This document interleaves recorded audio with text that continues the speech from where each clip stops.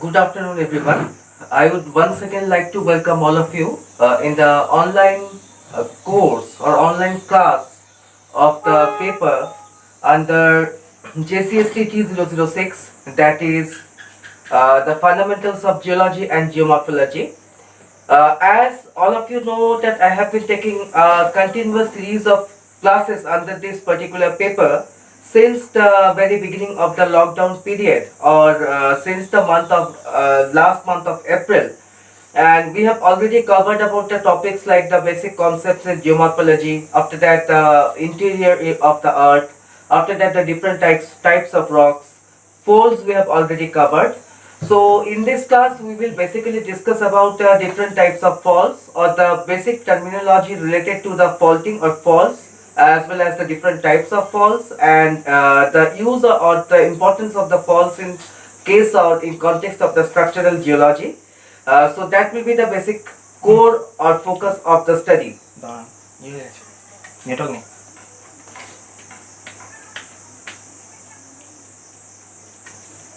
So, first of all, if we have to say about the faults are basically the most unfavorable and unwanted geological structures which are basically present at the site for any given purpose. That is for the localization of a reservoir, as foundation for the construction of dams, important bridges, huge buildings for tunneling, for laying roads, railway tracks, etc. This is basically because the faults considerably weaken the rocks and render the sites in which they occur as unfavorable places for all constructional purposes. Further, as long as the faults are active, the site is basically unstable and susceptible to upward, downward and sideward movement along with the fault plane. Thereby making the places, highly hazardous for the foundation purposes. Thus, by the virtue of the harm they are capable of causing, the faults can be necessarily investigated with special care in dealing with any major construction. So, if we have to discuss about the different types of the fault, I will come up to the basic categories one by one. In the very first, I would only like to tell you that faults may be of normal fault, it may be of a transform fault, it may be again of a reverse fault. So in this particular diagram on the screen, as you can see, the top left hand diagram that testifies the occurrence of a normal fault, while on the right hand side we can see a transform fault, while in the right hand side, below the right hand side, we can see a reverse fault. So we can see that the different factors that are affecting the formation of this kind of faults may be extension, or the light lateral motion, or it may be the forces of compression or the low lateral motion. So there are several factors which are basically guiding up the occurrence of the faults over the surface of the earth. Now, structurally, if we have to define the faults, it can be defined as the fractures along which the relative displacement of adjacent blocks has taken place. Now, if such relative displacement does not take place on either side of the fractural plane, it is called as a joint. Now, both joint and faults are fractures in rock, thus we can say, but with difference in the kind of its displacement. Joints may be described as a set of, an aligned parallel cracks or openings in the geological formation. So, if in a nutshell, if it is being asked that what does the joints mean? Joints basically can be described as a set of aligned parallel cracks or openings in the geological formation. That is a joint. While what is a fault? Fault are basically the fractures along which the relative displacement of adjacent blocks has taken place. That is basically the concept of a representation. On the screen you can see that in the inside, the area that is showing is basically representing a particular fault line. So here you can see it stretches up to several meters in height, or up to, it can stretch up to several kilometers over the surface of the earth, over the space of the earth. While in the right hand side there is also a smaller inset which is showing again a particular fault line. Now if we have to speak about the magnitude of the faults, sometimes it may be very small, again sometimes it can stretch up to very long distance. In fact, in cases the displacement may be less than a centimeter, while in the other it may be even several kilometers. So in this context, I would like to mention the case of the Dauki fault. It is a convert fault. It's a huge fault that stretches from the parts of West Bengal and extends over the northeastern states to a great deal, and finally it ends it up in somewhere near Myanmar. So that is a important fault that I have mentioned. As you can see that it is extending over several thousands of kilometers over the ground surface or over the terrain. While on the other hand, if we can speak about the smaller falls, we can take the instances of the smaller falls along the riverbed of Ajay, or along the catchment of the Ajay river. So these are basically, in terms of the geosciences, regarded to be as the minor faults, or it can also be regarded to be as the invert fault in certain cases if we are digitizing the faults or trying to map up the lineaments using the satellite data. While the faults that has already been mapped up, or that are already been certified and specified by the geological departments, can be regarded to be as the confirmed faults or the confirmed faults basically. So this is again an example, a diagrammatic representation of a fault based on this particular the part of this earth surface, or based on this particular part of the terrain where you can see this particular fault line. It is extending over a great distance, or over a huge magnitude of distance, as we can see or as we can note. Now if we have to speak about the different parts of the fault, so fault can be classified, or fault can be divided into two basic parts basically. One is the footwall, while the other one is the hanging wall. Now what is a footwall? Footwall, especially what used to happen when the fault plane is inclined, the faulted block that lies below the fault plane is regarded to be as the footwall, while the other block that rests above the fault plane is basically regarded to be as the hanging wall. So in this case of vertical faults, naturally the faulted blocks cannot be described as a footwall or as a hanging wall. So we can take a look into this particular picture. So you can see that this is the fault plane. So along the fault plane, over the fault plane lies the footwall, while below this particular fault plane lies the hanging wall.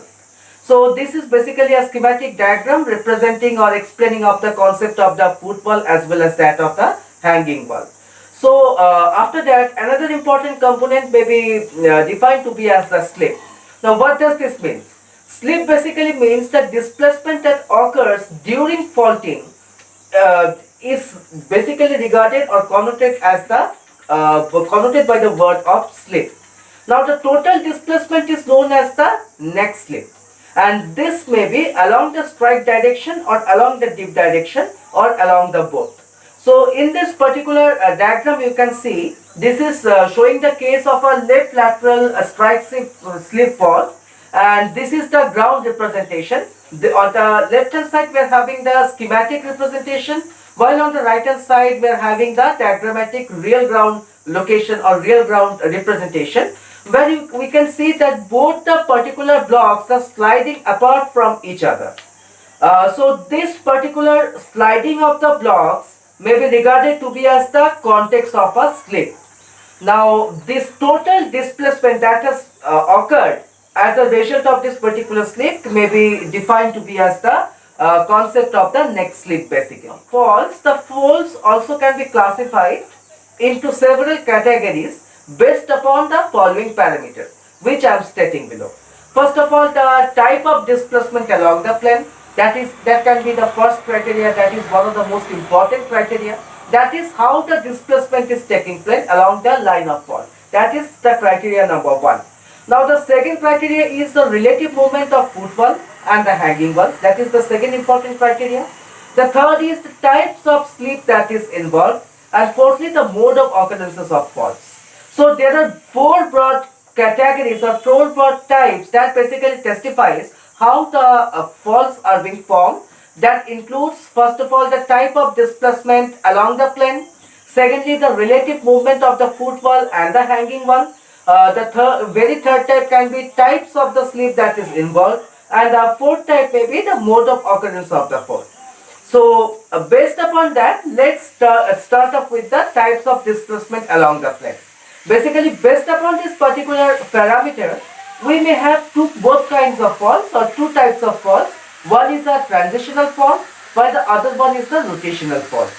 So in case of the transitional fault, the type of the displacement of the footwall with reference to the hanging wall is basically uniform along the line of plane of fault. So what used to happen is that the footwall and the hanging wall, basically the type of displacement of the hanging wall with that of the footwall usually used to remain uniform along the particular fault plane. While in the case of the rotational fault, what used to happen is that the displacement varies from place to place. So this is the basic difference between the transitional fault as well as that of the rotational fault. Now, based upon the relative movement of the footwall and the hanging wall, we can have again some types of fault. So one such type is that of a normal fault, or the other one may be the gravity fault. Now in case of the inclined faults, if the hanging wall goes down with reference to that of the footwall, it is regarded to be as the normal fault or the gravity fault. Now these terms are very appropriate because of the hanging wall is normally expected to move down along the slope of the fault plane under the influence of gravity. Hence this particular kind of fault may also be subcategorized or subtitled to be as the gravity fault too. That is, the normal fault and gravity fault are basically the same. Now this is basically a diagrammatic representation or schematic representation shown on the screen, where you can see a normal fault in the top right hand portion, while in the below or the bottom right hand portion you can see a reverse fault. So what is happening in the case of the normal fault, here you can see the two blocks are segregating apart from each other or moving apart from each other, while in the case of the reverse fault it is moving towards each other. Now what is happening is that you can see that one block is rising above the other in both the cases. Now the block that is rising upward is basically the footwall block, and the block that is subsiding down is basically the hanging wall block in both the cases. Now types of the slip, and it's based upon that the categorization of the faults may include strike direction fault or the strike slip fault. Again, it may be the oblique slip fault and some others. Now let's look into the details what we can mean by the strike slip fault. Basically, the slip has already been described as the displacement along the fault plane. Now if the displacement is along the strike direction of the fault plane, then such a fault can be described as the strike slip fault. While on the other hand, if the displacement occurs partly along the strike in the direction of the fault plane, then such kind of faults may be regarded to be as the oblique slip fault. So what used to happen in case of the strike slip fault? In the case of the strike slip fault, the displacement of the blocks basically takes along the direction of the strike along the fault plane. So such kind of fault may be regarded or described to be as the strike slip fault. While on the other hand, if the displacement occurs partly along the strike direction of the fault plane, then such kind of fault is basically regarded to be as the oblique slip fault. So based after this particular types of the fault based on the types of slips involved, let's take a look into the diagrammatic representation of the strike slip fault. So here you can see it is basically a very large block, and that has got particularly separated or something, and now these particular blocks are moving apart from each other, and this particular movement is basically along the direction of the strike or along the direction of the dip. So hence this particular block is regarded to be as the strike of oblique slip fault. You can see that by the actions of the shear or tension, or by the horizontal component and the vertical component, etc., is being clearly shown up over here, and the oblique movement is also being shown up in this particular right hand diagram, where you can see how obliquely this particular displacement is taking place, and basically along the plane of this particular fault or fault plane, which would mean this is taking place, and hence we are regarding, or hence we are connoting it as the oblique slip fault. Now after the oblique slip fault, these are diagrammatic representation of different kinds of faults. In the left hand top we can have the example of a reverse fault. Again in the right hand top we can have the example of a strike slip fault.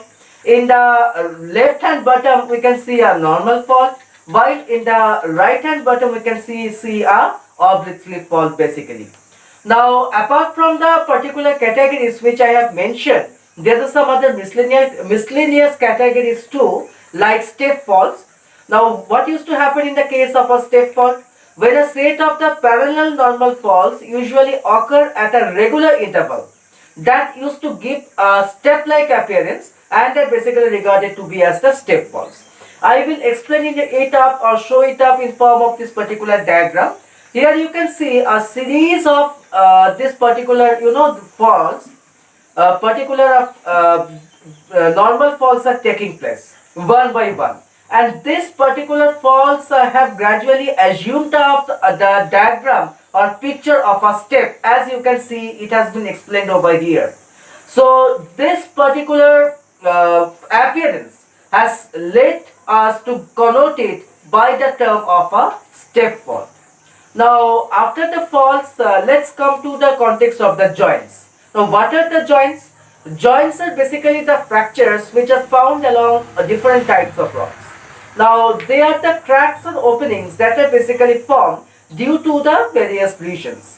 Naturally, the presence of the joints divides the rocks into a number of the parts or blocks. In simple terms, though the joints may be described as the mere cracks in the rocks, but they used to differ naturally. Now joints like cleavages of minerals usually occur oriented in a definite direction, and as I said basically. Now after the very definition of the joint, here you can see the diagrammatic representation and the real ground, the definition of real ground representation of the joint phenomena basically. In the left hand diagram you can see the bed contained joints and through-going joints basically, while in the right hand side you can see the surface that is overlain by the cracks or the joints or fractures that is basically represented over the rock surfaces. Now this is another representation, diagrammatic representation of the real world phenomena of the joints. Now how does this joint affect us? From the context of the civil engineering point of view, these joints are important because they used to split up the rocks into a number of pieces, which in turn reduce the competence of the rock mass. Now this particular phenomena used to increase of the porosity and the permeability and make the rock susceptible to quick decay and weathering. And moreover, from the other side, from the context of the groundwater potential, these particular joints are the places which has got the probability of having good groundwater. So hence in the mapping of the groundwater potential, one has to pay enough importance upon mapping of the joints that are present over the rock surface basically. Now joints, though they resemble the faults by appearing as fractures in rocks, but usually are not as dangerous as the faults are, and this is primarily because the region that is affected by the joints are not liable to recurrence of the joints in future. That is what I am trying to say is, the region that is affected by the joints are not liable to recurrence of the joints in future, as happens in the case of the falls. Thus, places where the joints occur are not only very unstable for the foundation purpose. That is what I am trying to mean is that, as I have discussed or as I have told in while describing the different kinds of falls, that falls are the most unfavorable and unwarranted geologic substance in terms of the geology, but joints are not so. And the area that is overlain by the fractures or basically by the falls used to hinder up with the process of the foundation process of development of any kind of foundation work, but this particular joints basically do not hinder up the process of the foundation. So also the area affected by the joints can be easily improved by the methods such as suitable cement grouting or plugging. So that is a way of work, or that is a very good sign that helps us to use a large amount of the area. We have come to the conclusion of this particular lecture pertaining to that of the falls and joints basically. And with this I have also completed up one of the most important part of the structural geology. Now in the next part I will be basically starting off with the different types of erosion and their resultant landforms, or the different types of deposition and their resultant landforms. So to be profound, I will be basically starting off with different kinds of landforms. So the next class on this particular paper will be on the work of running water, or the different agents of how the agent of running water is affecting to shape up the different kinds of landforms over the surface of the earth. So that will be the next topic of discussion. But before that, I would like to just tell you something, as I have mentioned it earlier also. On the 3/5/2020, that is tomorrow, I will be conducting of the second internal examination under this paper with the syllabus that I have given. That basically it will accompany, or basically it will contain the basic concepts in geomorphology, interior of the earth, and the igneous rock. So these are the three topics that will be contained. I would like to request all the students pursuing junior certificate course in surveying technology at Archana Institute of Technical Education and Research in this particular semester to kindly send me up with their this particular email IDs, so that I can be able to send up you with the question paper which you will have to answer within 45 minutes. The examination will start from 11 a.m. tomorrow in the morning, and it will end at 11:45. And the copies that I will receive through mail after 12 noon will not be accepted. And this is also to make the students know that if you are thinking to skip up this particular examination, I will not again retake this particular examination, because this internals are parts of final examination, and final examination cannot be conducted twice, and you will be directly marked 0. I will be left with no other option. So with this, I would like to wish all of you to stay safe, to stay at home, and to remain healthy. Take care of yourself as well as family members, and please abide by the Government of India guidelines or the respective provisional government guidelines on the COVID-19. Stay healthy, stay safe. That's all. Thank you so much. And also try to follow our videos in the particular YouTube channel of the Institute of Archana Institute of Technical Education and Research. The name of the channel is ITER PCTE. If you like the videos, kindly subscribe to this channel and follow it. With that's all, thank you so much. Bande Mataram, Jai Hind.